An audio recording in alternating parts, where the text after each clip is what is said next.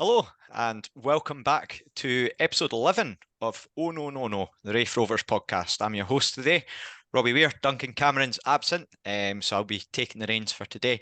And I'm joined for this podcast, firstly, by a man who asks more questions of players than Aidan Connolly. We've got Mr. John Greer. How are you doing, John? I'm good, thanks. Good. Nice was- to be on again. And it was good to see you yesterday at the start of the game with a few of the others from the podcast at the South Stand. Met up for a cup of tea.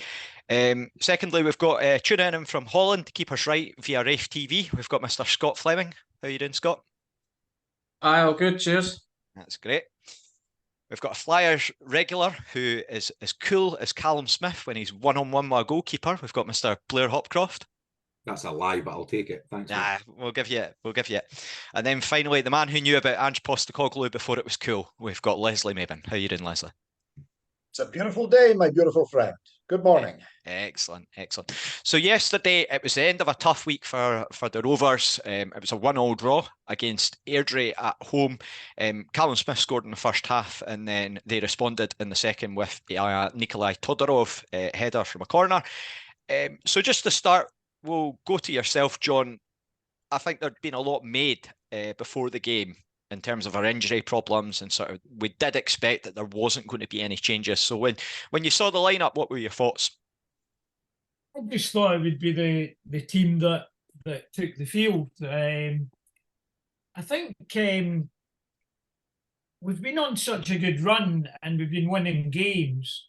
If you'd said to me we had Dunfermline home, Morton away, Airdrie at home, and I'll offer you 2 wins and a draw, you would have bitten their hand off for that, wouldn't you? So, on reflection, it's not the worst result in the world. I thought for me, it was a kind of nothing game in some ways. I think it was 2 teams that kind of had the measure of each other, and we didn't look like we were ever going to get a second goal until Sam Stanton did his mazy run and laid it off, and then unfortunately Dylan couldn't finish it. But a draw wasn't the worst result in the world. Bad when you look at the fact that we may have caught more points up on Dundee United, but as supporters, we're always going to be greedy like that, aren't we? Yeah, 100%. And I think, just to turn to you, Blair, obviously, it's been mentioned there by John that you take 7 points out of 9 from a week's worth of fixtures, including a derby, a game away to Morton, which is a notoriously tricky place to go. I know that they're not having the best of seasons, but it's not exactly the easiest. And then Airdrie, who've already beaten us this season. Do you think that's how would you rate this week? Yeah, I'd agree with what John said. I think at the beginning of the week, if you'd been offered 7 points, you'd have bitten the hand off. And actually, the way we got the 7 points as well, I mean, you've got a 93rd minute winner against that lot along the road, and you've got a really solid kind of gritty, digging in kind of performance on Tuesday night. And then obviously a home game against Airdrie. Like, obviously you want to win your home games, but we're also not losing the home game, which is as important as anything else. I thought the atmosphere was really flat yesterday in the ground. The game never really, as much as it was actually quite a decent game in points, I think, but I don't think you can underestimate the 3 games in 8 days with 15 players being used, like across the 3 games. That's a lot to ask of any squad. Do you know what I mean? And they've done really well. Yeah, I think I'd fully agree with that. I think that it's very reminiscent almost of, like, there was spells last season where we had 2 players on the bench and we're sort of in a difficult position there. This year we've got a few more youths on the bench. We've obviously got Callum there. We've got Adam Masson as well. It was good to see Robbie Thompson back, that he's now back for selection there. But I would agree that the atmosphere was quite flat. And I think it's when you come off the back of that derby game against Dunfermline, you've always got that difficulty in that fans are going to be a bit less up for it. And as well, the Airdrie style, I do think that without demeaning them, because I can understand why they did it, there was a degree where they were winding up our fans, and sort of taking their time with things, just not rushing it, which is understandable. They don't need to be in a position where they've got to be the ones to rush it. So yeah. Scott, to turn to yourself from your perspective, what were your thoughts just over the game in general?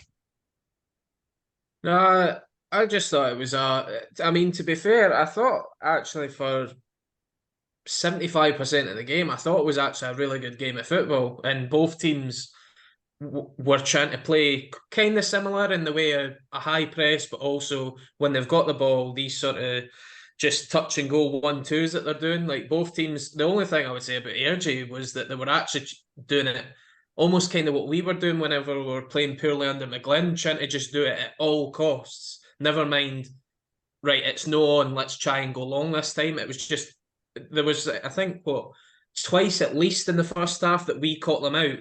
And that's what they did to us in the first game, was press us high, but then we managed to press them high, get the block on, and that's how Stanton got his chance. And then we had obviously that penalty shout with Louis Vaughan, which again came from them passing it straight to us. But I mean, you could probably give credit also to guys like Sean Byrne and Stanton for pushing higher than they normally would be, so that it's not just Lewis Vaughan and Callum Smith trying to mark four guys. But no, overall, I thought I kind of echo what the guys are saying in terms of it's a lot to be asking guys to go 9 points out of 9 when we're not even filling our bench just now. I know it's a bit like last year, not filling the bench, but we've got, five, six first teamers out. So it's a tough ask, but I echo, as I say, that 7 points out of 9, I would have bitten your hand off for it last week. And that it was 3 of the points were obviously against Dunfermline. But no, overall, I say it every time, a point's never a bad result in this league. And I can see Leslie itching to come in there. What are your thoughts, Leslie? I mean, there's not much I can add. I think you take that game, and in some ways it was similar to the first Airdrie game. You run that simulation 100 times, 33 times we win, 33 times Airdrie would go in and win that. 33 times it's a draw, and maybe one time the match is abandoned due to Godzilla coming out of the sea and rampaging up Link Street. So you really, I think you can't have any complaints about the result. It could have gone our way, it could have gone Airdrie's way. It is worth just remembering we are running on fumes. We've got effectively 12 outfield players, one of whom in Dylan Easton perhaps isn't fully fit, and we've got a couple of teenagers as well on the bench. That's an awful lot to ask out of a very small pool of players to go 3 times in the space of a week. I think they've done a magnificent job. I'm just glad we've got a week now to rest and recover before we go to Hampden. Yeah, I think that was sort of for the most part, it was a consensus. I get that fans will have different viewpoints, but we'll come into sort of the expectations a bit later on in the podcast. So you mentioned there, Scott, there was a shout for a penalty. I felt, looking from the angle that I saw it in the south stand, that I was initially thinking it's a stonewaller. Now you've got the benefit of the added replays of Raith TV. Do you think that my assessment was maybe a bit too first hand and sort of not seen it? Do you think he maybe went down a bit easily, or where did you sort of see the penalty shout? I definitely don't think it was a stonewaller. It was. I could see why. I mean, I didn't expect it to be given, and I wasn't shouting for it in my apartment while I was watching it. But I've seen them given, and I've seen them not given. So it was kind of, it'll be good if it is given. But then when he was taking longer and longer, but he kind of did think about it for a while. So it was just one of these ones. Some refs will give it, and some refs don't. But I don't think like we could feel absolutely hard done by that we didn't get it. But it was. I just thought it was just one of these ones that was kind of 50-50.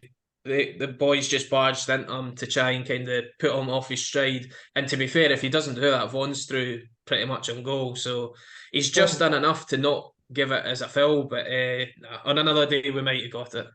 So I think by your own words there, Scott, it should have been a penalty. I agree. I agree. Do you know something? It was one of the things.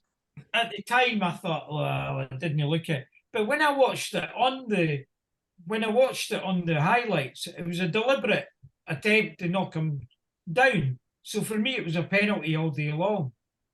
I always go by if that was 10 yards further out, he'd have given it. you know what I mean? If that was for a free kick, I think the referee would have given that all day.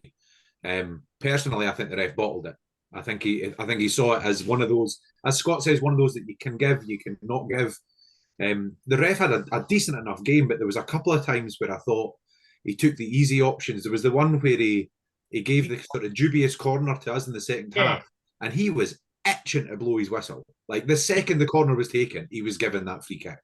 Do you know what I mean? So I think he took the easier of the two options. I think it probably would have been scrutinised a bit more. But I agree with John. I think it was pretty clever defending in the sense that he got away with it, but he stepped across him. Like he deliberately blocked off his run. So for me, I thought... Now, we're never going to be objectively unbiased with regards to sort of Rovers as a Rovers podcast, but there was also the shout for Airdrie as well, that they had one that they seemed pretty adamant about up the far end, about, I don't know whether it was a handball, but the one that hit Josh Mullen's backside. I don't know, but yeah, it's one of those ones where when I saw it back on Raith TV, I was thinking, Scott's probably right with the sort of can see them given, can see it not being given. But yeah, I think it's a fair point to make, Blair, that it's one of those ones where you see it outside the box and it's a free kick all day long, but as soon as it goes inside the box, it becomes a very grey area, which can be quite frustrating. And particularly, again, if we're speaking about frustrations, goalkeepers being overprotected at corners and things like that, we see it time and time again, and yesterday was a good point to make, a case in point for that. So yeah, so we go in at half time. We'll speak a bit about the goal, because frankly it was just an outrageous bit of trickery from Aidan Connolly. So Leslie, what were your thoughts regarding the goal? Quite honest, I think we were lucky to get the goal before half time. So in the run up to that, I think it's fair to say Airdrie probably were on the ascendancy and had the run of things. And I was about to pop something into the group chat on WhatsApp saying, I think it'll be good if we get in 0-0 at half time, and it'll give us a chance to sort of reset and go again in the second half. And then as I'm doing that, I'll look up from my phone and see this wonderful scene unfolding before me of Callum Smith appearing in front of Josh Ray. The other thing I should say as well is not long before this, I'd nearly put something else into the group chat saying between Dabrowski, Ray and the two Queen's Park goalkeepers, the standard of goalkeeping from young goalies in the Championship is excellent. And what happens then next? Callum Smith comes through, fires a lovely shot in, and Josh Ray stands there like he's waiting for the 976 from Airdrie into Glasgow City Centre. So I think we were fortunate to get the goal. Smith keeps a very cool head. I do think the keeper could have done better though. Yeah, I think that Connolly's part in the goal, just that's the sort of thing that you want to see. Just the little very tricky type that we expect from Aidan Connolly. I mean, it's just par for the course for him, isn't it, John? It is. It's good to see him back. Obviously, I was as surprised as everybody that he got two-headed goals the other night, and he came in with his aerial threat really put the shitters up their defence yesterday, because there was one that he went in and challenged a defender and a goalkeeper, and I think he was about 3 foot shorter than both of them. And it did take a wee hook away for a defender close to the line to get it away. But no, that's what you expect from Aidan. You expect that wee bit of magic where his vision, his ability to do the wee step over and let it run through to Callum Smith was great. And I agree with everybody what we said earlier about the goalkeeper did look a wee bit suspect. But it was a good enough goal. As Leslie said, maybe a wee bit against the run of play at that time, but it was welcome just at the right time.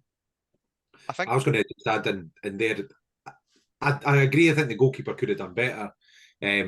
I do think he was kind of sold short a little bit by the defence. The dummy kind of put Callum Smith through, and the goalie's he's not in a great position at that point to do anything. He's kind of in no man's land. He can't come out and shut him down. He can't backtrack and kind of go back to his line. And he does play quite kind of off his line anyway. I think that's probably the bit that puts the nail in the coffin for him. But I just a special mention to Rhys McCabe, a man who I've got to be honest, I thoroughly dislike. I always think he comes across as incredibly arrogant anytime you see him in an interview or whatever. So he's the man that's tracking Smith, and he stops because he thinks Connolly's going to touch the ball. Like, he completely buys the dummy. And as much as the defender that Connolly's with buys the dummy, it's actually the McCabe getting sold on it that puts Smith through, because it gives Smith that yard of time, effectively, to front up the goalie. And the goalie obviously thinks he's going to go sort of to his bottom left. His bottom right, Callum Smith bottom left. And he just kind of hooks it over the top of him. But to see Rhys McCabe afterwards remonstrating with the goalie like it was entirely his fault, I thought was quite comical, to be fair. Yeah, he's got a bit of track record with that as well, because there was that game where they got absolutely done up at Arbroath, and he just gave up on the halfway line, and he's watching it and you're thinking, that's really, really bizarre behaviour from a defender. He just starts walking back. It's like he's like, oh, well, the game's done now. And then you realise he's manager. But is that maybe not one of his problems? He's not really a defender, is he? He's a midfielder playing in a defender's role. And I have to, for full disclosure, I had a conversation with Rhys McCabe yesterday, and I found him a thoroughly nice chap. You seem to do that, John. You had Dick Campbell in for reminiscing Rovers during the week, right after I called him a fanny on here. So I'm not changing my opinion. I've never met him, and I'd probably bottle it if I did. I have to say, I've called him worse than a fanny in the past, but another thoroughly nice chap that came along and was very good and comical, and he did want to point out that he's never been a Dunfermline fan. He's very proud of being a Cowdenbeath fan. So he's only marginally better, really. Let's be honest. He's off the Donald Findlay school, exceptionally staunch, from what I've seen. So I think it wouldn't be doing justice without giving an honourable mention to our man. And Blair knows exactly what's coming. Big Kev. So I'm going to turn to Leslie for this one, to go back to you, Leslie. Save at the North Stand end. Just what did you make of that? It has to be probably the save of the season we've seen from him so far. As soon as the ball left the Airdrie boys' boot, I thought, right, that's it. That's in 1-0. Somehow gets a glove tips it onto the post, and it's away. It's a magnificent save. And one thing I was thinking during the week, and this is not to do disrespect to any of the keepers that we've had in the past, both Davy McGurn and Jamie McDonald were great keepers, but they weren't the biggest guys. And Kev is giant. And just for things like that extra stretch, that extra reach, the magnificent saves that come off from it, I think it just shows what he brings to us. I mean, you know, he had a bit of a wobbly start, but he's really becoming one of the best keepers in the division. I think that is the finest save that we've seen from him all season. Full stretch, tipping it onto the post, keeping us in the game. Yeah. So I'm going to go to Scott next, actually, because you've got to go to the Raith TV angle. Sound like I'm VAR or something here. Yeah, you probably do a better job than they are.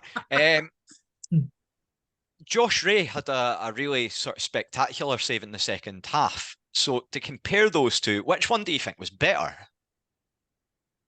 I think purely down to how quickly McCabe hit it, I would go with just Dubrovsky. There was at one point, it wasn't until I seen the highlight of Connolly's shot for Ray's save that I actually thought was a bit of a TV save, the one that Ray had made and tipped it over. But when you see it from the camera actually looking from behind the goal, it's actually a very good save as well. I mean, to be honest, they were both brilliant saves, but I'm going with Kev. It was just how hard that McCabe had hit it, and McCabe was not quite celebrating, but he was ready to run away and celebrate because he thought, couldn't they hit this any better? And as Leslie said, that just the fact he's managed to get that extra height and use it to tip it onto the post, whereas like last season, although he was a great keeper, Jamie McDonald isn't saving that. Like that's what we're getting, is a younger, more athletic guy that can get about his goals. And so I think with that, that's what you're going to get, is more sort of diving saves like this. So no, I would say that Big Kev probably just edges that. Anyone got any other superlatives to add to Big Kev? Because I feel like we cover this topic quite regularly, and it's just I think we're probably running out of them at the moment. Yeah, he's Well- been brilliant. I'm all aboard the Dabrowski train. Although he Yes. did have a wee moment. He did. But in his defence, again, and I'm going to say this because it's the same as Tuesday night, because he had a couple of moments on Tuesday night. I spoke about it through the week. He did have a wobble. He hit the ball against the boy, headed it past him, but he dealt with it and picked himself up. He never looked shaken by it, which I think is actually really reassuring, because the way he plays, you're going to get moments. You just are. It's like you say, he's young, he's athletic, he moves a lot. You're going to get those moments. But the way that he picks himself up and dusts himself down and gets on with it, like I've said many times on this podcast, I was worried about him at the beginning of the season. He was very different to what we'd had before. I'm sold. I'm all the way in. Like, He's been Kev pilled. That's it.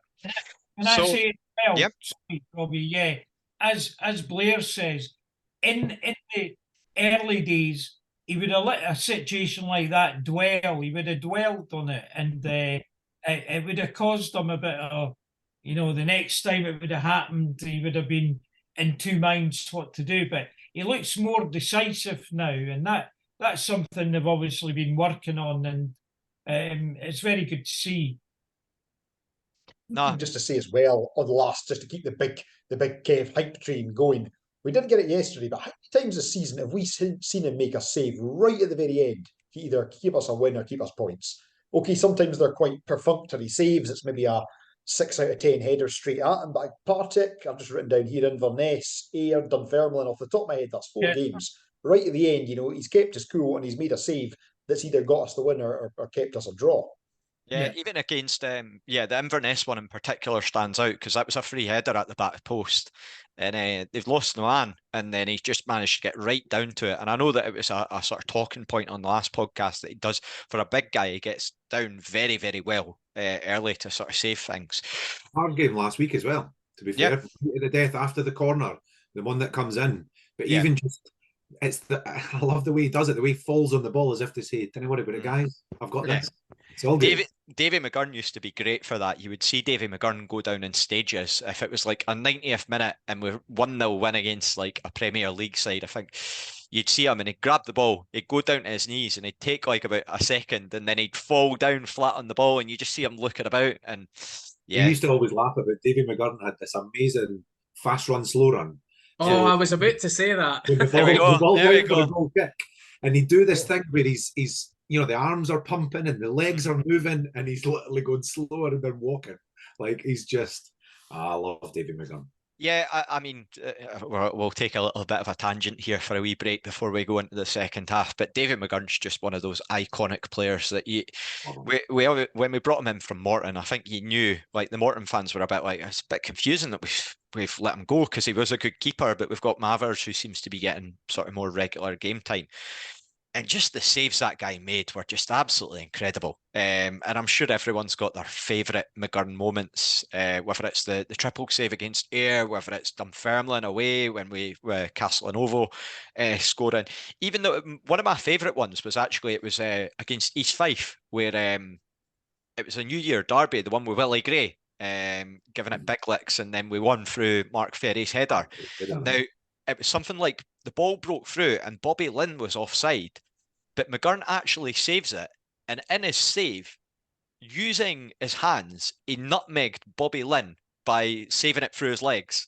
And and then they missed it after, and then it got flagged as offside. But you're thinking, how is that physically possible? It's just one of those ones. But you just kind of got used to that standard of goalkeeping. And I think as Rovers fans, we've been very blessed over the last sort of 10, 15 years to have those characters, other than that Barry Smith season, where we had a bit of a nightmare. But generally speaking, we've had really good goalkeepers. So yeah, anyone got anything to add about Big Dave?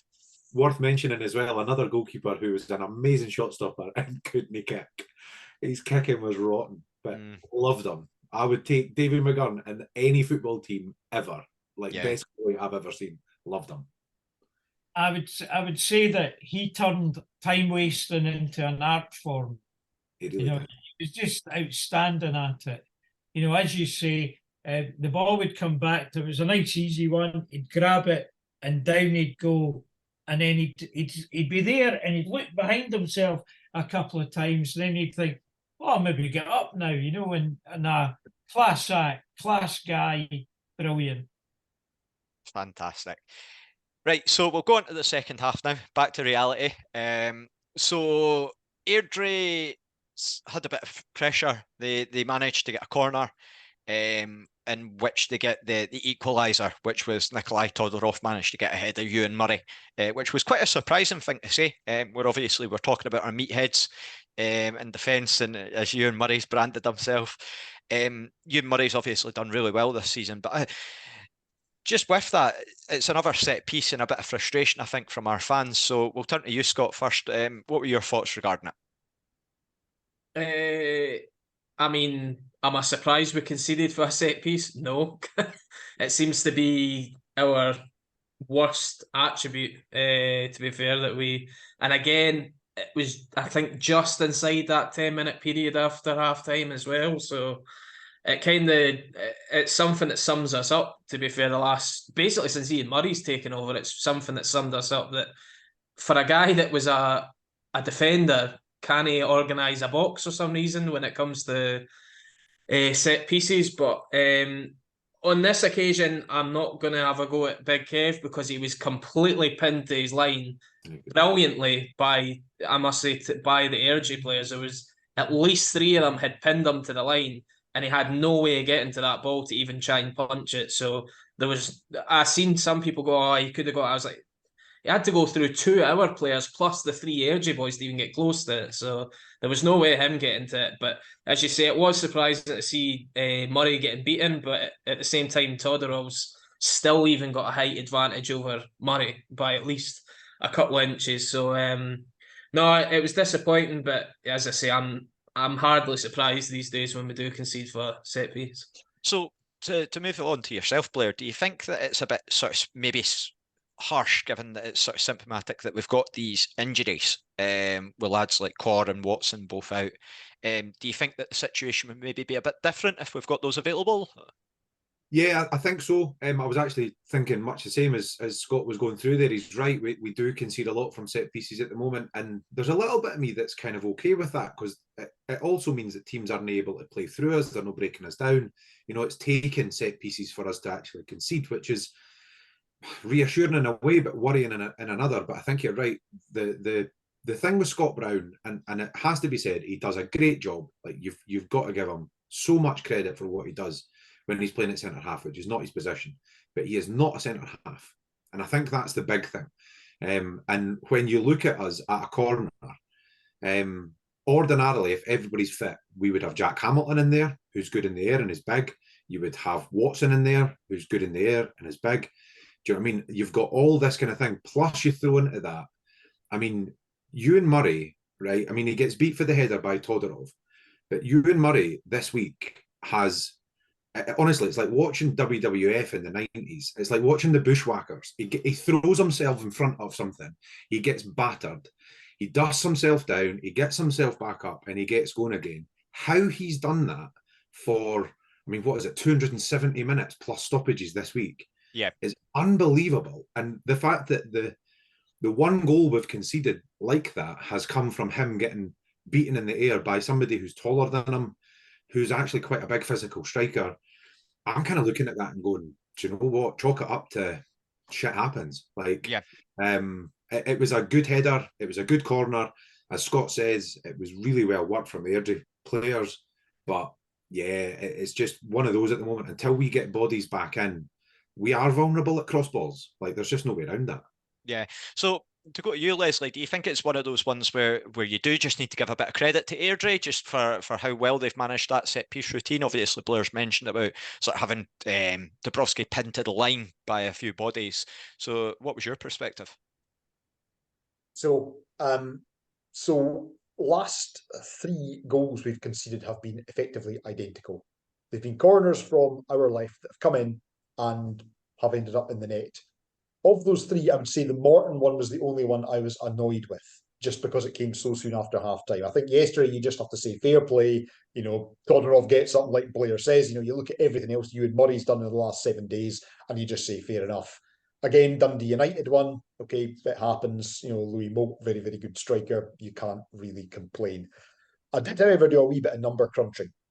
So we've conceded 11 goals in the league this season. 8 of those have been from balls into the box.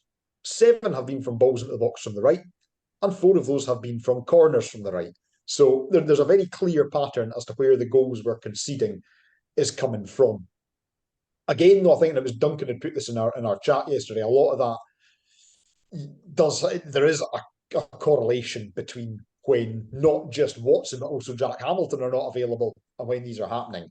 And the lack of height, the lack of bodies, this is inevitably going to happen. But I think saying that, I don't want to sell short the hard work the guys have done. As I say, we've had effectively 12 outfield players for the last 7 days.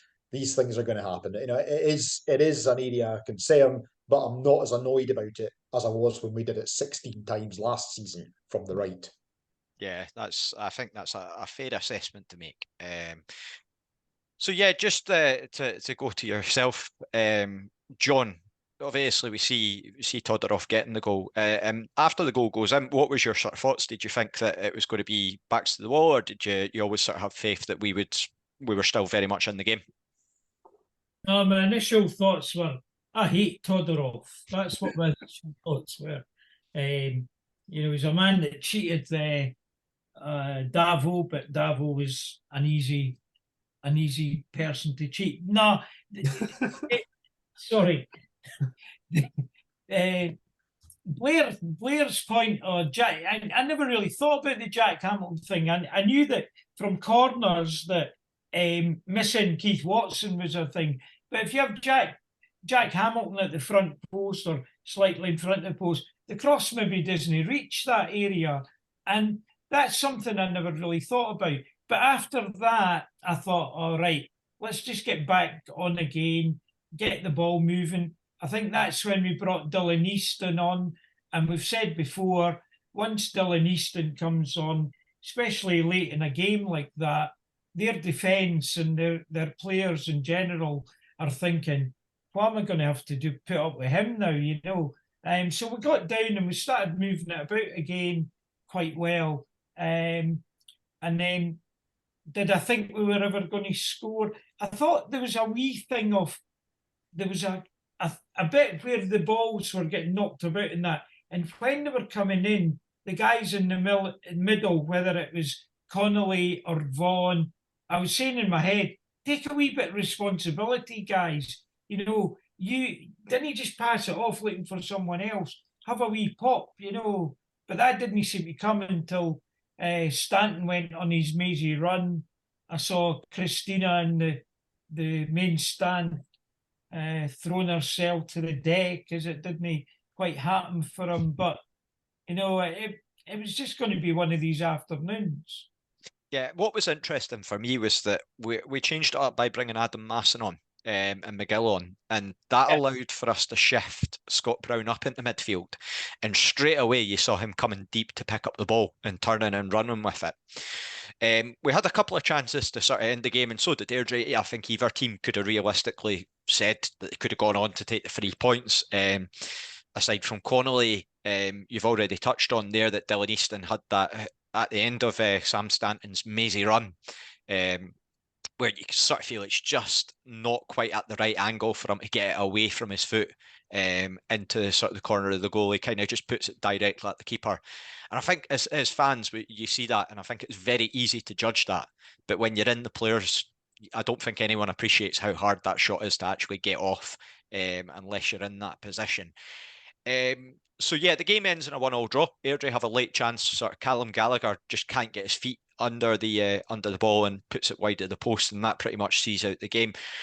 So we take obviously those 7 points from the 9, and just to go into it, how much credit do you think we've got to give Airdrie? I'm just going to put this out to everyone. How much credit do you think we've got to give Airdrie? Because they're one side that we've seen. For me, I think they're probably one of the best sides that we've seen over the sort of 2 games so far compared to everyone else that I've watched.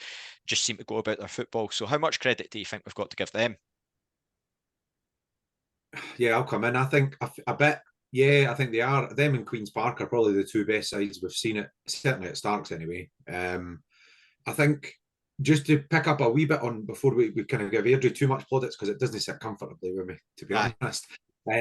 You mentioned the substitutions. I think Ian Murray deserves a lot of credit for working with what he's got. Like, he didn't have it. You're looking at it and you're going, right, so he's brought on Easton, which is the obvious sub. Taking off Mullen was the obvious sub. He'd had a bit of a quiet afternoon. He hadn't had his best day.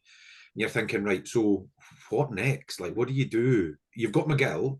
How does McGill push you on? How does McGill win you the game? And you're thinking, actually, McGill's no that player. He's a player who'll come in and work hard. But to bring on Masson at the same time and push him forward, the only thing I would say, I would have kept Vaughan on. I'd have probably taken Smith off at that point. Vaughan looked angry, and I like an angry Vaughan, like, because he's got a bit about him. But yeah, I think Ian Murray deserves a lot of credit. To go back to Airdrie, yeah, they play some really nice football. You can definitely get at them. We talked about it through the week. I think we sat off them too much in the first game, and the first half an hour or so probably showed that as Scott picked up on at the beginning, we closed them down and we won the ball off them. But yeah, they're a decent side. They play some nice football, and they've got an absolute jobber up front, which is always pleasure to see in the Championship. Anyone else got anything to add to that? What were the sort of thoughts in general? Just on the substitutions as well, I think Blair makes a good point picking up on those. If you're trying to win a game, and again, I mean absolutely no disrespect to Masson or McGill when I say this, putting Scott McGill on the right kind of side of the attacking bit of the midfield is not what you do. It's all we had to work with. And I do wonder as well, to an extent, if Murray had half an eye to next week. And you're thinking, okay, Connolly's just come back from a fairly extensive spell on the sidelines. We've asked an awful lot of him in 7 days. Vaughan as well ran himself to a standstill against Morton. And I did wonder if there was just a shred there of the management just thinking, look, I know you guys are angry. I know you think you can do the whole game. We're going to kind of overrule you here. And we realise that you're going to be needed next weekend. You know, again, Masson, McGill came on, did an absolutely fine job and helped us to see the game out as well. No, I think that's I think it's a fair summary as we sort of said. At full time, I think it was quite interesting. I took myself down and I heard John Greer shouting down at me, "That you away already?" But yeah, took myself down to the front of the stand, just so that I could make a swift exit at full time. What struck me, now, I called this out on Twitter. I'm probably what people would term as a happy clapper. I'm a great believer that you should back the players and back the management to the hilt, and I don't think that sort of negative vibes really does anyone any good. So full time goes, and I don't know if anyone else caught this, but I noticed a few people booing, and for me, I straight away I was screaming, like, perspective, lads. 7 points out of 9. 3 games in a week. We've got lads out there like who are clearly not fully fit. We've got injured bodies on the pitch. Why are you booing? Like, it's. Do you think it's maybe a bit of a reality check for some people in terms of their expectations that they should maybe, or do you think it's just par for the course? What's your perspectives? I can see you shaking your head there, Blair. Yeah, I think there's too many folk that watch too much Champions League. If I'm being honest, too many folk that sit in the house and watch telly, and come to a Rovers game on a Saturday, and I don't think it's unrealistic expectations because we're winning games. I think these are the guys that sarcastically jeer Kevin Dabrowski after he makes the mistake at Queen's Park. Yeah. They're the guys who absolutely lose their shit at Todorov going off and applauding us. I love that. Like, we've given him abuse for 75 minutes. All he does is clap us going off. And it's, I think, if you look at it from Todorov's perspective as well, I think it's fair to do that. Totally. Yeah, so I know that people might not agree with that, but yeah, it's I'm completely. I was going to say the way I look at it, our attendances are up, which is great, right? And if you said to me, like yesterday, there was probably 2,800 Rovers fans, something like that, and if you said to me we could have 2,700 coming through the door and not have that nonsense on a Saturday afternoon, I'd take it. To be totally honest with you, I genuinely think that if boys are coming in to boo a team that have done what they've just done in that last week, stay in the house. Can I just call out Robbie? Robbie actually, as all the youngsters started moving down the front, Robbie joined in and moved down the front. That steward stopped me. I was raging. I was going to get on the pitch at full time. I thought I heard in my head, I had Jim Clark. Will that Robbie please get off the pitch? Yeah, so it's I think in general though, just it's a tough one. It was a really strange atmosphere yesterday. I don't know what happened with the lads up the back, but it didn't seem that there was any sort of noise coming, which is, again, it's a tough one. You ask them to come along, and then there's probably some, I don't know what's happened in terms of it, for whether it's been because of the stewarding, whether things have been managed. Again, they shouldn't be bringing flares into the game. I'm all for flares at the game, to be honest, if I'm being completely transparent. I think that it should be something that we should be taking the approach that they do in Norway, where they have sort of like specific sections and training for it. But yeah, it just very flat in general. And then you get a lot of people who think that they know better than the players on the pitch. Now, bearing in mind, if you're a footballer, there's a guy that sits along from me who actually he does works in one of the departments at my work that I see. Just saying to the folk behind me, they're like, you don't go into a workplace and tell other people how to work. And yet, I know that everyone's entitled to their opinions, which is fair enough. And probably people have played football to a degree. Very hard to get the perspective of a footballer. You go out, you play 3 games in a week, you train, you've got to get your nutrition right, you've got to get your sleeping right, you've got all this stuff that people don't factor in, or maybe they do factor in. But then when you see them making a skewed pass and you just hear howls of, oh, you're an idiot, or you should have done this, you should have done that. We've got no idea. Like, even me, I've got no idea of what it takes to get involved with that. I'm not daft about that. And to be honest, I've criticised players in the past and taken flack from players in the past who've sort of DM'd me after, like, you're a fucking idiot, you've got no idea. And they're well within their right to do that. But if we were to look at it on the other side, what constructive criticism could we take of yesterday? So if there was sort of improvements to be made, where do you guys think that we could have done better? We probably, yet again, when it wasn't going our way at certain points in the first half, we're going long far too easily.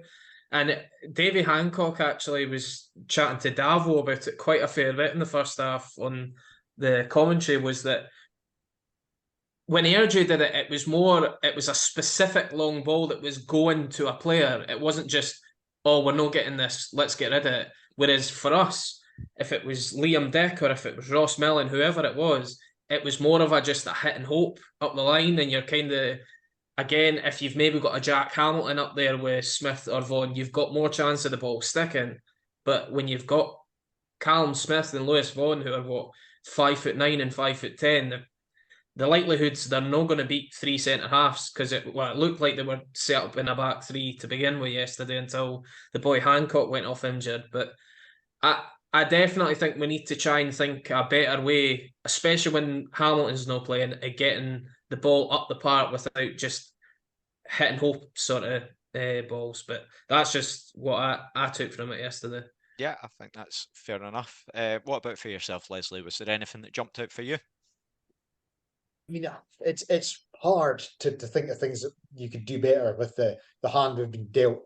The only thing I would maybe say, though, and we saw it in the last 10, 15 minutes, when we moved Stanton up, just having Stanton in that kind of 10 role, he brings so much. And having him and Easton being able to connect, just as a way of unpicking defences. So, I mean, the only thing I would maybe say with what we have, if the objective is to go out and win a game at all costs, put Brown back in the middle, move Dick into centre, and then bring McGill potentially in at left back. I mean, that's the only change I can think you can make with what we have now. Okay, he's sometimes all right at left back. Sometimes you can see the opposition will target him. But what you are then doing is you're then moving Brown into the centre. You're moving Stanton forward, where he can do all kinds of magnificent things. And you're maybe just giving yourself that little bit extra. But beyond that, it's hard to ask too much more of the guys that we have. I think yesterday was maybe a game where he could have started Masson, actually, for much the same reason. Tuesday night was not a night for Adam Masson, because they're bullies. We said, an absolute gang, I think you put it, which is fair. And it's long balls all the time and on top of them, and they've targeted Scott Brown. Is Adam Masson any worse in there than Scott Brown? Probably not. He's probably better, actually, in there than what Scott Brown will be, certainly as a centre half. But I think yesterday, the way that Airdrie play, potentially could have actually suited having Adam Masson in, because you're not going to have to deal with aerial bombardment to the same extent.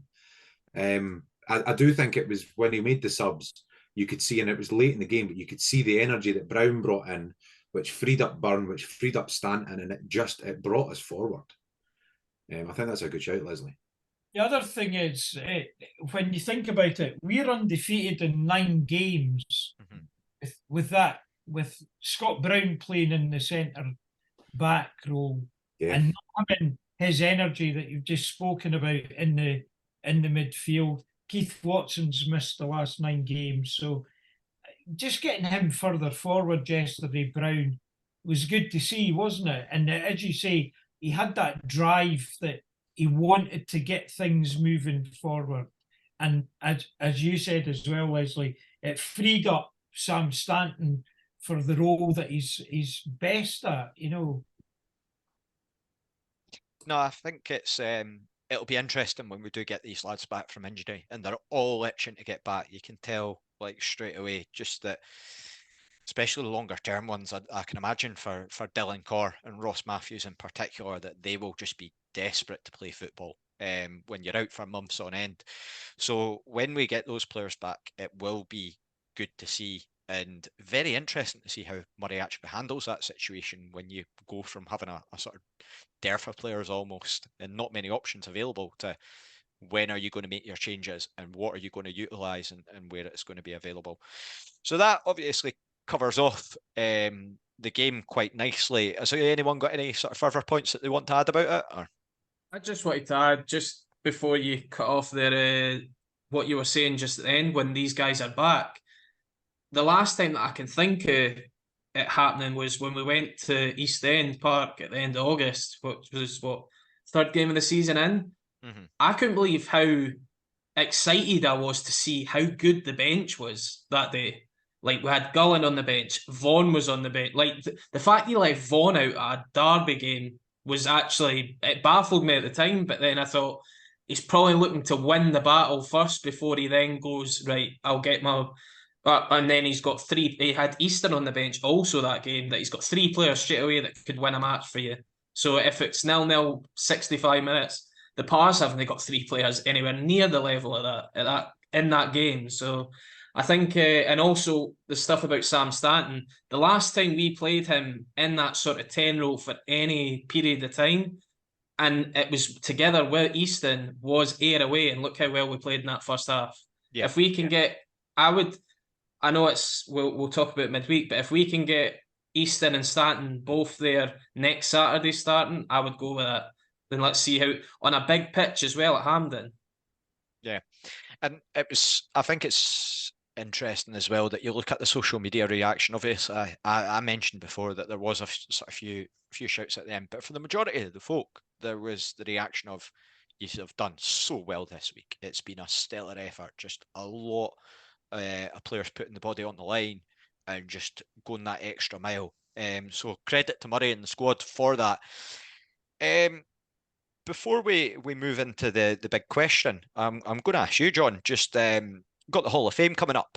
So do you want to speak a little bit about that? Yes. Yeah. So what should we expect from the Hall of Fame? Well, we've got 2 good speakers in Gary McAllister and John Barnes. I've been working on getting a good selection of legends on the stage, so that's always a good thing. I've been speaking to John Potter about who's going to be available to come along from the current squad, because I think it's always been a good event for the guys to come along to. I'm quite excited about Paquito coming over from the Canaries. He's coming over. I think he might be coming over early, so there's a chance with us playing against Hamilton on the Friday night that it's a chance of him to come along and see us playing against the team that we sadly allowed him to go to in Hamilton Accies. So that should be good. But the inductees, we've got a good range now that we've announced.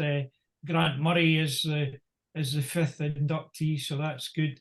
got Tommy Hislop for the older boys like myself that remembers him when I was a young boy.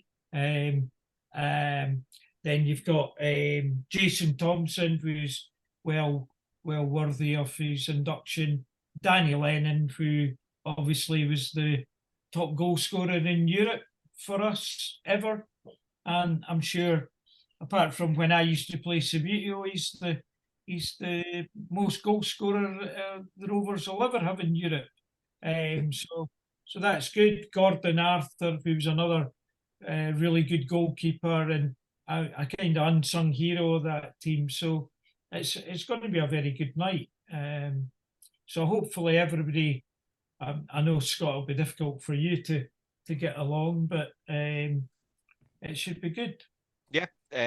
So I know that we've had numerous inductees over the years that the Hall of Fame's been done. Is there anyone that's sort of jumped out as you in particular that was sort of one that stood out that you were very happy to see get in?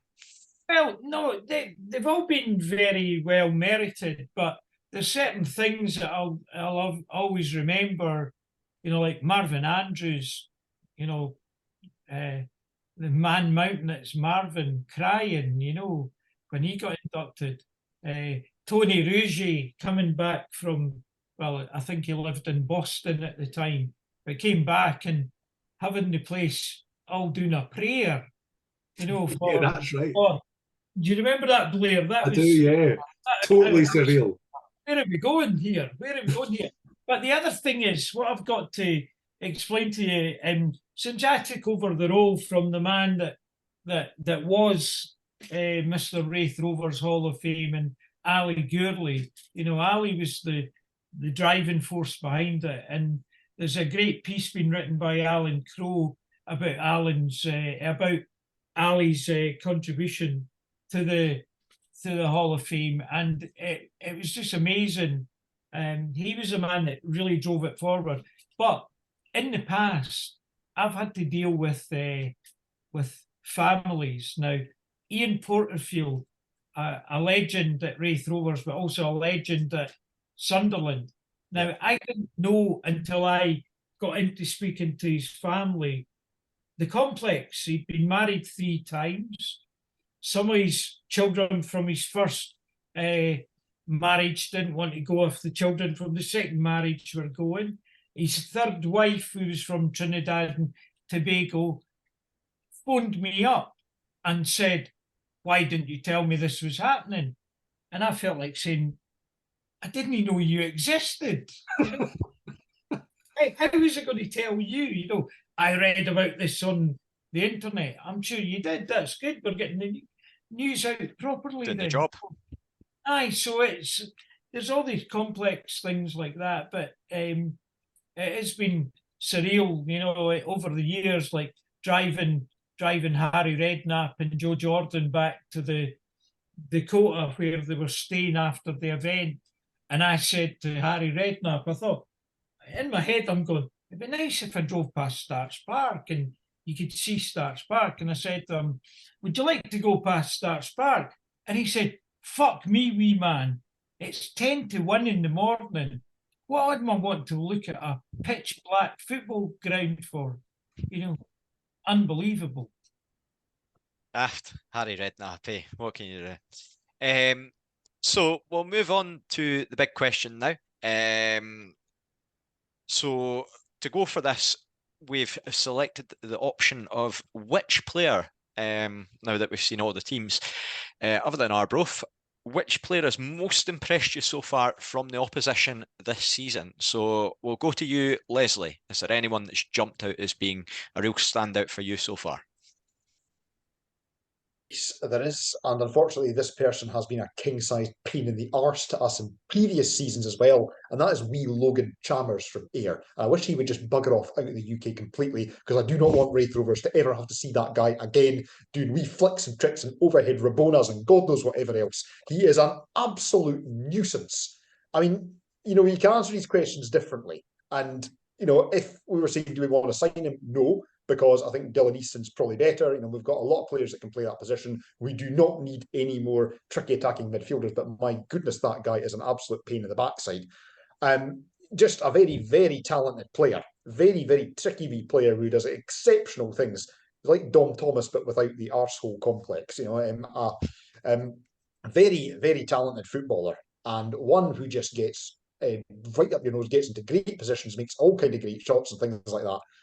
As I say, I'd love to see him end up getting called up for Scotland, because that would lead to a situation where he is not playing for Ayr against us. Just a really, really excellent footballer who, if I put my sensible hat on for a minute, has got hopefully a very bright future ahead of him. Just not against us, please. I think. I just say, sorry, that's a very good point there, but he's a guy that's out on loan all the time. Why is he not getting a game for Dundee United? Just Leslie, back to you. That's a good question. And whether it's just Dundee United, whether it's just Jim Goodwin deciding that he wants guys with more experience or whatever to get him out of the division, I don't know. It may be that this is his ceiling, but sometimes you never know. I mean, like we said, we used to say this about Lawrence Shankland as well. We used to say, the championship's his ceiling. Sometimes it maybe just needs a few seasons for somebody to get that confidence and then to just kick on. And that's what I think may be the case for Logan Chalmers. Like Craig Crichton in League One. I think the fact is that multiple Dundee United managers have never seen him good enough to stay at the. Didn't he speak about Craig Whiten? Still a bit my biggest bugbear. The fact that wee bastard has only scored 3 goals for Hearts, and the hat trick came against the Rovers. How the And the best bit though, John, the best bit is he absolutely rinsed Benny for them as well. True. Well, he was last seen bowing down at the feet of Lewis Vaughan, so that's the only thing I really care about. Scott, to turn to yourself, who's your standout so far? Chalmers, to be fair, did come to my mind at the time. I mean, I must say, I've been pretty impressed with Kirk Broadfoot, how shit he's been this season. But no, in all seriousness, I was stuck between two. One of them actually came to us on loan, and it was cut short. Was Kai Fotheringham at Dundee United? He seems to have had a bit of a breakout season this year, and he's scoring goals, he's setting up goals, he's just involved in everything with that sort of front 2-3, whether it's Tony Watt, Louis Moult, whoever. But I think somebody that I would probably just edge over him, and it's somebody that at times I think he's I can imagine he's probably quite a frustrating player to watch, but I can also see what he brings to a team is Stevie Lawless at Partick. Yeah. He always seems to get at least double-figure assists every season, and he just seems to find these little gaps, and he's one of these players. Again, he's a bit like Connolly. He's tiny, and he just seems to ghost into spaces, and people don't pick him up, and he gets a few goals himself as well. But I can imagine that Brian Graham loves a Stephen Lawless because he can just fire balls into his head every time, and he just seems to find them. So I would probably go with Lawless. Yeah, Lawless was one that sort of jumped out for me as being a potential candidate. You see him and he does appear to sort of seem to score quite a lot of goals from the wing and also getting those assists as well. So Blair, how about for you? Who was your sort of standout that you've seen out of that first 10 games or so? I've kind of tackled this in a slightly different way, because obviously we talked before about what the question was going to be, and we were kind of torn between two, and the way I've kind of tackled it is looking at it as who I would actually want, who would I want to bring in, because I think Leslie hits the nail on the head. Like, we've got enough 10s, we've got enough attacking midfielders. Do you know what I mean? And the league's actually full of them, to be fair. For me, there was two that kind of stood out, and they're both really quite young players. But the right back at Queen's Park, it's Ben McPherson, I think his name is. He's just he looks to me like a player that's going to kind of go somewhere. He's in a kind of an attacking fullback who, in an era where we don't have attacking fullbacks, I kind of think that's something that would add to our game. I actually spent a long time last night trying to figure out who could come in as an attacking left back. And I'm not going to mention the only person I could think of because of who he plays for. But the only other player that I've seen this season that I genuinely think I would love to have him in our squad is young Callum McKenna at Queen's Park. just a talented boy that's going to go far. But yeah, it's been one of those seasons where I think a lot of the teams we've seen, the players that I've been impressed by are players I wouldn't want. Weirdly, they're the players I wouldn't replace what we've got with. Yeah. But they were two that kind of stood out for me a little bit. Yeah, I think it's an interesting one because McKenna looks so talented, but I don't know if I'd have him over Dubrovsky based at the moment. But again, that's a question for another day. John, who for you was your sort of standout that you've seen so far? Well, I'm going to play the stubborn old man and be like, Blair, I'm not mentioning anybody.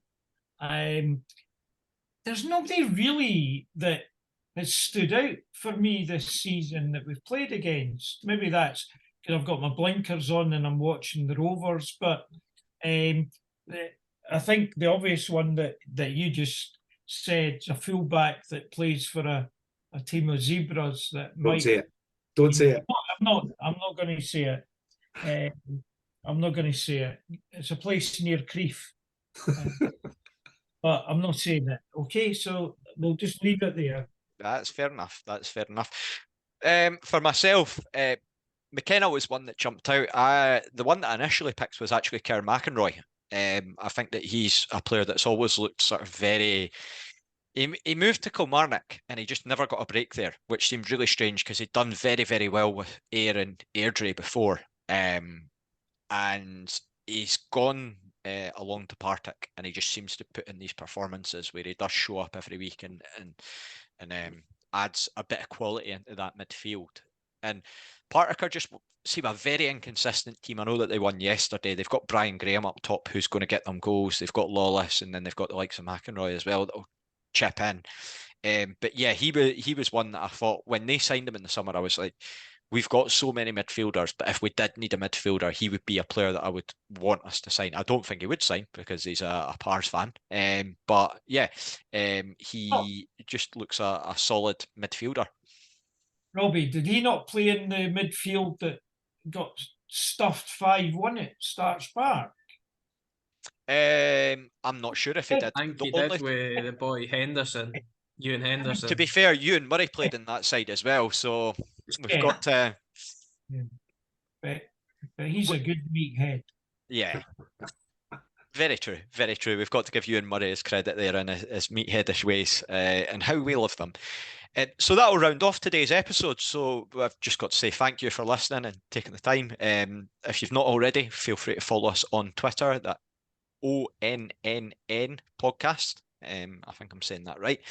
And as ever, like, subscribe, share with your friends and Rover supporters across the board.